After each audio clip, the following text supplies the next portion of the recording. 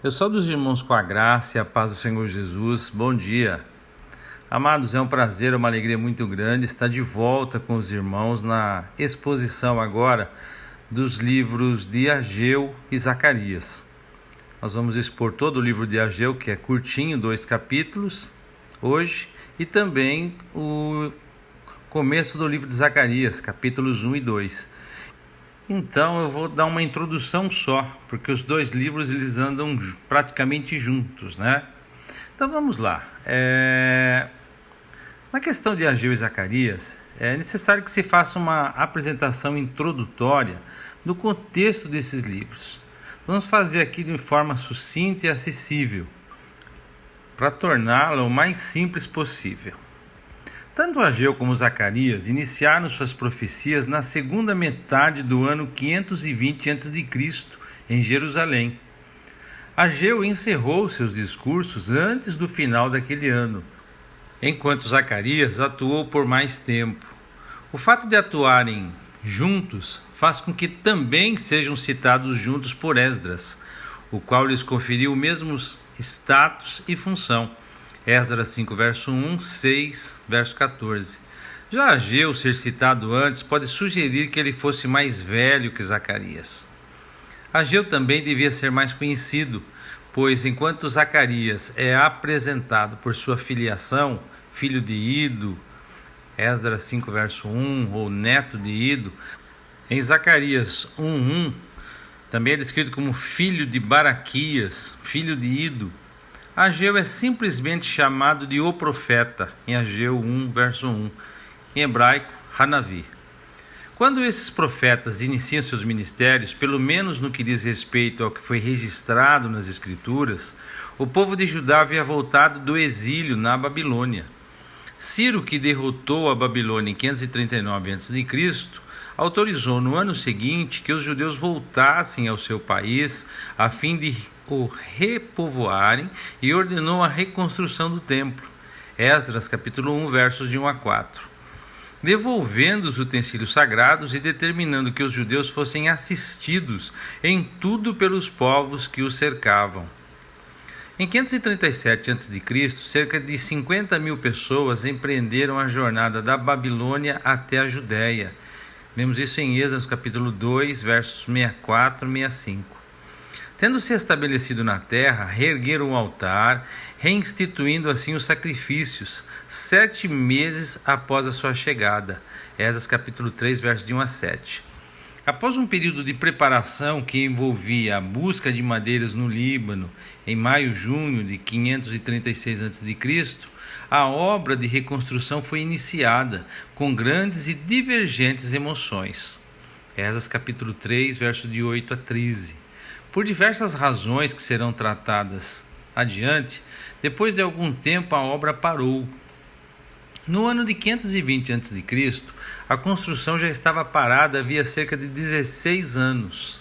A negligência do povo, deixando a construção praticamente no alicerce por 1,5 décadas, era algo inesperado para cerca de 50 mil pessoas que retornaram do exílio, já que seu ânimo e os sentimentos nacionalista e religioso eram muito fortes.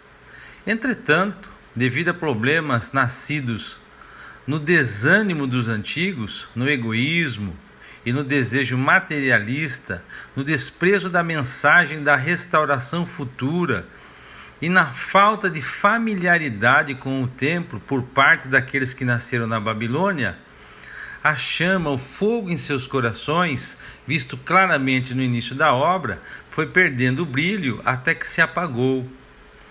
Apesar de Deus não ter feito questão de uma casa quando Davi se propôs construí-la, explicando ao rei de Israel que ele não tinha necessidade de uma habitação física, vimos isso lá no segundo livro de Samuel, no capítulo 7, no período pós-exílio, ou seja, depois do retorno do povo da Babilônia, o Senhor não apenas exigiu a construção do templo, como também exortou e puniu o povo de Judá por negligenciá-la. É quando surge então Ageu e Zacarias, pregando e exortando os judeus a valorizar a casa do Senhor e se empenhar na reconstrução. Nesse sentido, há uma grande diferença entre a abordagem do templo pelos profetas pré-exílicos e pelos profetas pós-exílicos. Os profetas pré-exílicos, antes de irem para a Babilônia, anunciavam o juízo, inclusive sobre a capital Jerusalém, afirmando que Deus faria com que o templo fosse destruído. Vemos isso em Jeremias 26, verso 18, Miqueias, capítulo 3, verso 12.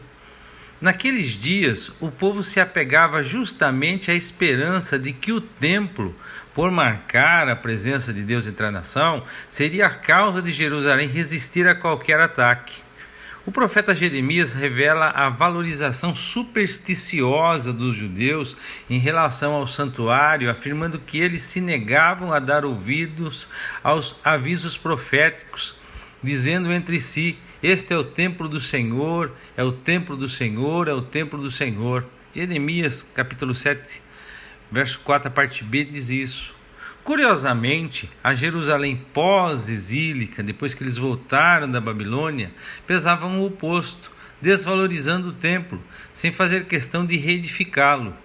Desse modo, em vez de anunciar a destruição do templo, os profetas Ageu e Zacarias trabalharam no sentido de animar e encorajar o povo na sua construção, apontando as consequências da negligência, os benefícios da obediência e as esperanças escatológicas ligadas à existência daquele templo. Uma parte notável na mensagem de Ageu e Zacarias e de outros profetas é o papel do templo como peça fundamental da esperança messiânica e da restauração. Conforme Isaías capítulo 2, versos 2 e 3, Miqueias 4, versos 1 e 2, Ezequiel 37, enfatizando a restauração de Israel como um só reino e povo, debaixo do governo do descendente de Davi e em obediência e santidade. Tinha o templo como fator integrante e fundamental. Minha morada estará com eles, eu serei o seu Deus e eles serão o meu povo.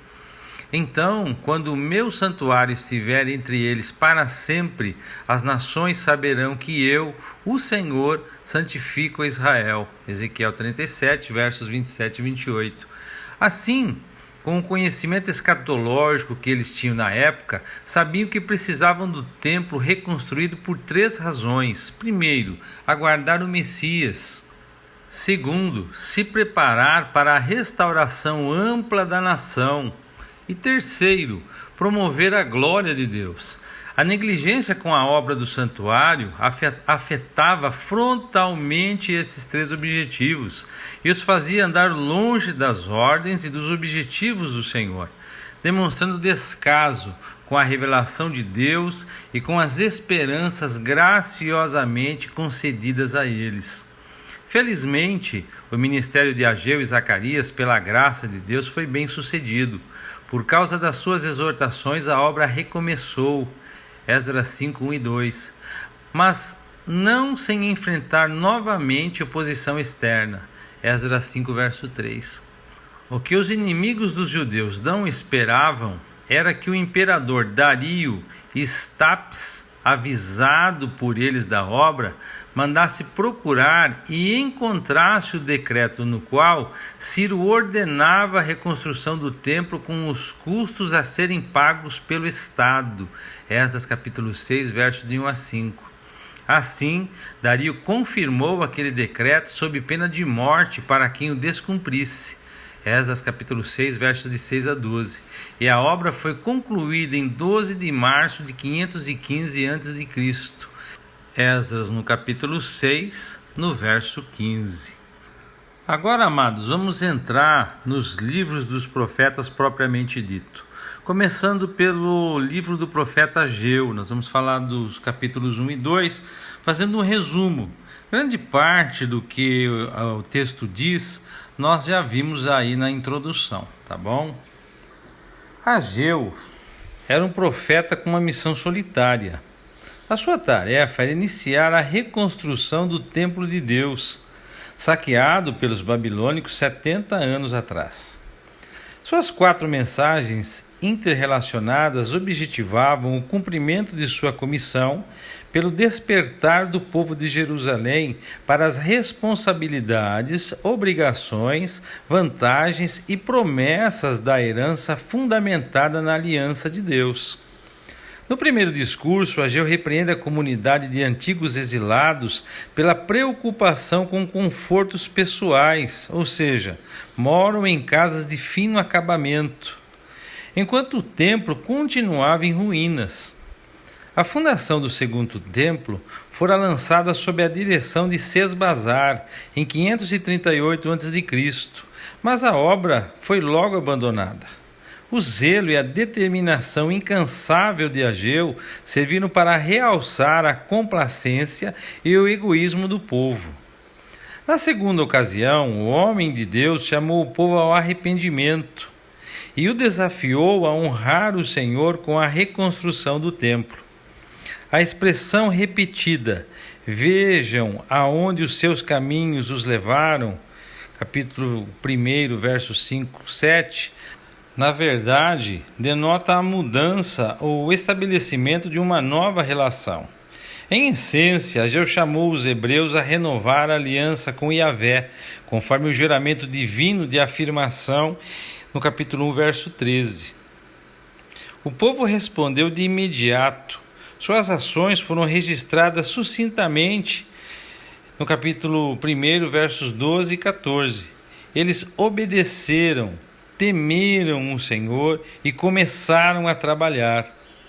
A terceira declaração de Ageu revelou a intenção divina de subverter as nações e restaurar a sorte de Israel. Ela serviu para incentivar e unificar a comunidade em sua iniciativa. A recordação de que a justiça divina ainda estava em vigor na história humana reanimou o espírito do povo e despertou a fé adormecida. A esperança esquecida da vergonha de Sião, convertida em louvor, finalmente se tornava realidade.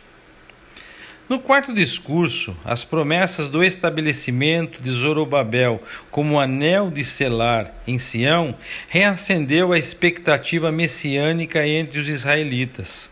Os termos meu servo e escolhido, capítulo 2, versos 23, têm associação direta ao conceito do Messias, apresentado em outras partes do Antigo Testamento. O mais importante é que, como o cetro ou a coroa, o anel de selar simbolizava a autoridade real.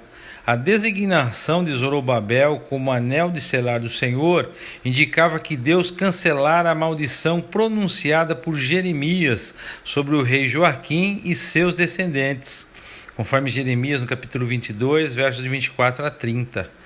A restauração da autoridade real à família davídica, atribuída a Zorobabel por Ageu, representava a retomada da linhagem messiânica de Judá.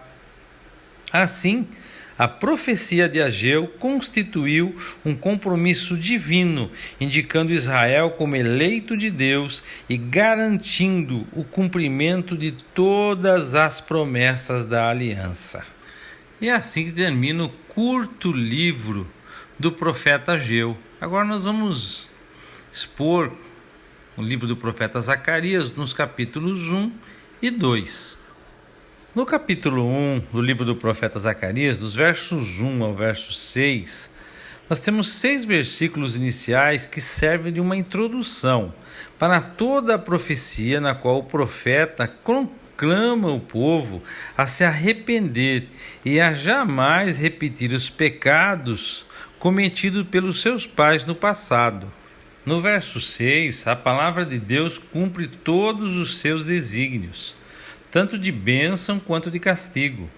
Os pais foram sobrepujados e destruídos pelo cumprimento preciso das advertências de Deus e levados a reconhecer a mão do Senhor no castigo. O exílio foi prova inegável de que Deus castiga quem peca e rejeita as suas advertências. Dos versos 7 ao 17 do capítulo 1, nós temos a primeira de 8 visões recebidas por Zacarias em apenas uma noite, resumem as 7 visões seguintes ao apresentar seu tema geral. As outras visões fornecem os detalhes. A revelação dos propósitos de Deus para o futuro do seu povo escolhido tranquiliza os exilados. No verso 8 do capítulo 1, tive de noite uma visão. Trata-se da primeira visão que revela o plano de Deus para Jerusalém, que começa com a aparição de um homem montado num cavalo vermelho. Esse homem é identificado como o anjo do Senhor, conforme verso 13. Os outros cavaleiros se reportam ao primeiro, um sinal de sua autoridade sobre eles. Devido à sua força, os cavalos se tornaram símbolo de guerra. A cor vermelha costuma ser associada a sangue e, portanto, a punição. Entre as murteiras que havia num vale profundo. As murteiras eram associadas à construção de cabanas nas festas dos tabernáculos e às bênçãos messiânicas. É possível, portanto, que indiquem restauração e bênção. Acredita-se que sua localização num vale profundo se refere às regiões baixas onde os arbustos cresciam. Uma vez que os arbustos são baixos, nunca passam de 2,5 metros de altura, comuns, perfumados, com flores brancas e abundantes nas áreas onde crescem, parece apropriado associá-los a Israel, o povo de Deus, um povo humilde e ao mesmo tempo enriquecido. Sua posição no fundo do vale também pode indicar a situação de humilhação que Israel estava vivendo nesse momento. Vermelhos, baios e brancos. Supõe-se que esses outros cavalos também estivessem acompanhados de cavaleiros. As cores podem sugerir suas respectivas incumbências. O vermelho é associado a derramamento de sangue e castigo. O branco, a vitória. E o baio, ou marrom, talvez a uma combinação dos outros. Apocalipse, no capítulo 6, versos de 1 a 8, apresenta uma descrição semelhante. Os cavalos estão prestes a ser bem-sucedidos na aplicação do castigo divino, uma vez que são mensageiros de vingança. É provável que representem anjos, empregados com frequência como instrumentos do castigo de Deus. No verso 9, o anjo que falava comigo, o anjo que interpreta a visão, não é o anjo do Senhor. No verso 10, percorrem a terra. É uma descrição militar simbólica dos movimentos de patrulha e reconhecimento realizados pelos anjos em escala global. O objetivo é determinar a situação do inimigo, combatê-lo e vencê-lo de modo a cumprir a vontade de Deus. Verso 11, ao anjo do Senhor. Em outras passagens, o anjo do Senhor costuma ser identificado como o próprio Senhor pré-encarnado. O anjo aqui, chamado do Senhor, é o comandante supremo do exército angelical. Toda a terra está repousada e tranquila. Ao contrário dos exilados que se encontravam numa situação difícil, sem templos, sem muros ao redor da cidade, à primeira vista, tudo parece correr bem com as nações pagãs, enquanto se ocupam com seus interesses egoístas. Verso 15. Em termos gerais, o versículo descreve o 2º ano do reinado de Dario. O contraste torna a situação de Israel ainda mais aflitiva e a expectativa do cumprimento de Ageu capítulo 2, versos 7 e 22 ainda mais intensa. Verso 12. O anjo do Senhor intercede junto a Deus Pai em favor de Israel, suplicando que Deus recolha a sua mão disciplinadora.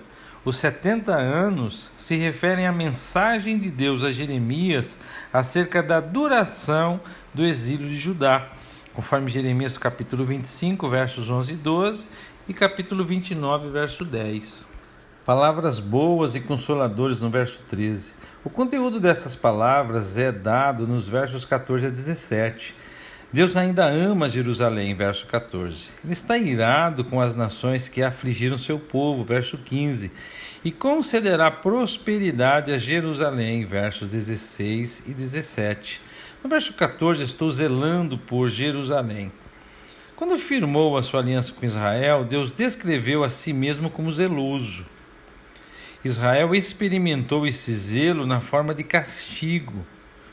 O mesmo amor zeloso é expresso de modo enérgico na defesa da cidade. Movido pelo seu grande amor por seu povo, o Senhor se enfurece com as nações que maltrataram Israel. Apesar de terem sido usadas como instrumentos de castigo divino contra Israel, extrapolaram as instruções de Deus. Não entenderam que a intenção de Deus era castigar por um tempo e, em seguida, demonstrar compaixão. Os versos 16 a 17 do capítulo 1, nós vemos que não apenas o templo, do qual só havia a fundação, conforme Ageu 2, verso 18, seria reconstruído, mas a cidade em si voltaria a crescer como resultado da prosperidade, conforme Isaías no capítulo 40, versos de 9 a 10. O muro foi construído 75 anos depois. Deus consolaria Jerusalém mais uma vez e a escolheria novamente como lugar do seu trono na terra. Essa profecia se cumprirá no reino milenar do Messias, conforme Apocalipse 20. Essa mensagem serve para reafirmar o plano de Deus para os judeus vindos da Babilônia, que haviam perdido suas prioridades de vista, conforme vimos em Ageu capítulo 1, verso 12. Convém observar que no reino do milênio, Deus habitará em Jerusalém. Vimos isso em Ezequiel no capítulo 38, verso 35, onde haverá um templo glorioso. A cidade será reconstruída e as nações serão castigadas. As cidades de Judá prosperarão, o povo será abençoado e Sião será consolada. Nos versos 18 a 21, a segunda das 8 visões fornece detalhes acerca do castigo das nações que perseguiram Israel e se desdobram a partir das promessas de Deus para consolar seu povo. No verso 18, os 4 chifres, eles são símbolo de poder e orgulho. No contexto de julgamento, cada um simboliza uma nação ou o seu líder. Aqui os chifres representam nações que atacaram o povo de Deus, e se refere ao Egito, à Assíria, à Babilônia, à Média Pérsia ou, mais provavelmente, aos 4 impérios mundiais de Daniel capítulo 2, Babilônia, Medo-Persa, Grécia e Roma. Todas essas nações oprimiram Israel. O verso 20 fala dos 4 ferreiros. O termo original descreve artífices que trabalhavam com pedra, metal e madeira e moldam esses materiais com martelos e cinzéis. Os martelos são as nações que derrubam os 4 chifres, verso 18. Como no caso dos 4 animais em Daniel, capítulo 7, cada império é derrubado pelo seguinte e o último é substituído pelo reino do Messias. Vemos isso lá em Daniel, no capítulo 2, verso 44, no capítulo 7, versos de 9 a 14, 21 a 22. A Babilônia foi destruída em uma noite pelos Medo-Persas, 539 a.C., com a vitória de Alexandre sobre Dario, em 333 a.C., em Issos. Os gregos derrubaram o chifre dos Medo-Persas. No século II a.C., os romanos derrubaram as nações uma a uma. Israel em 63 a.C. De acordo com Daniel, o Império Romano reconstituído no fim dos tempos será aniquilado pelo Messias na sua segunda vinda, conforme Daniel no capítulo 2, versos 34, 35 e 45. No capítulo 2, versos de 1 a 13, nós temos a terceira visão, que revela um homem com um cordel de medir. Como a segunda visão, seu ponto de partida também é a promessa de Deus de consolar o seu povo. capítulo 1, versos 13 e 17.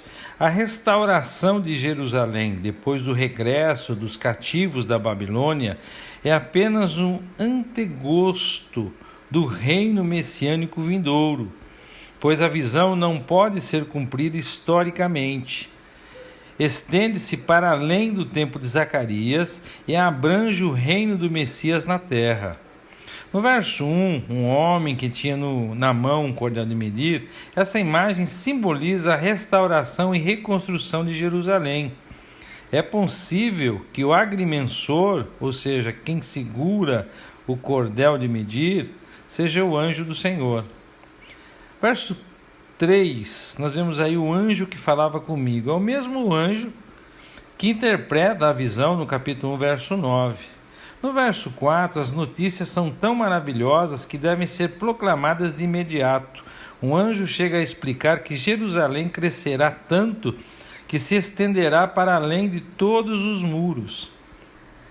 Em nenhum momento da história, Jerusalém correspondeu a essa descrição, conforme Neemias, capítulo 7, verso 4, 11, versos 1 e 2.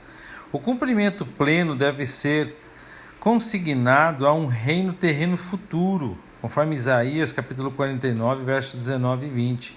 Sob o governo do anticristo durante a tribulação, ocorrerá uma falsificação dessa segurança sem muros.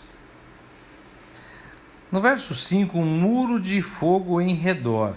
Jerusalém não terá muros, mas a sua população habitará em segurança, pois contará com a proteção divina.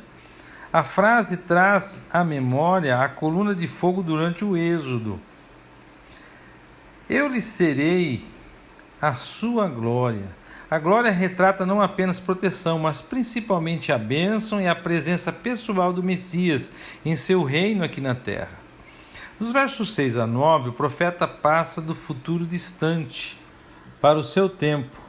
Insta os israelitas que ainda estão na Babilônia, chamada de Terra do Norte, conforme o verso 7, pois foi dessa direção que ela invadiu Israel, a fugirem antes que Deus derrame o seu castigo sobre os babilônios. Suas palavras também sugerem um chamado futuro para deixar nossa Babilônia vindoura. Verso 6, vos espalhei. De acordo com o segundo livro de Reis, capítulo 17, verso 6, eles foram espalhados desde o rio Gozã, mais de 300 quilômetros a oeste de Nínive, até a Média, quase 500 quilômetros a leste. Alguns se refugiaram em Moabe, em Amon, em Edom e no Egito. Verso 8, para obter ele a glória, enviou-me. O Messias é enviado pelo Senhor dos Exércitos. Verso 9, para obter glória e vindicá-lo junto às nações que saquearam Israel. Menina do seu olho. Fazer mal ao povo de Deus é como ferir a pupila do olho de Deus. Nos versos 10 a 13 do capítulo 2, mais uma vez o profeta emprega termos messiânicos e descreve a presença pessoal do Messias no trono de Davi em Jerusalém durante o milênio. Nos versos 11 e 12, numa repetição da promessa feita a Abraão, muitas nações seguirão o Senhor. Esse fato não alterará, contudo, a eleição de Israel por Deus. Ainda serão sua porção na Terra Santa. Verso 12, Terra Santa, usada somente aqui, essa expressão não se refere à região em questão desse modo por ser a terra prometida, mas porque será o lugar do trono terreno do Messias, uma vez que essa terra tiver sido purificada.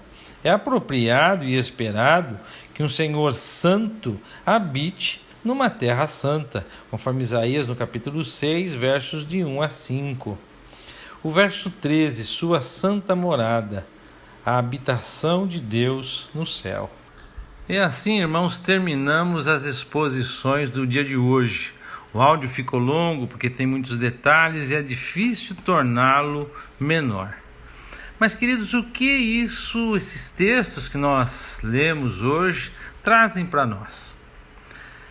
Entre tudo que nós vimos, não é difícil notar as diferenças e semelhanças entre o povo judeu daqueles dias e a igreja de hoje. No campo das diferenças estão as previsões da aliança de Moisés sobre o tratamento de Israel diante da obediência ou da rebeldia, em um sistema de recompensa e castigo. Algo que não se aplica à igreja na forma de um acordo entre duas partes. E também há detalhes da esperança escatológica, que no caso de Israel, não envolve apenas restauração espiritual, mas também nacional, de pátria.